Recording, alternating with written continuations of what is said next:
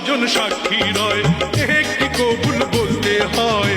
হায় আল্লাহ মিলায় যেন দুটি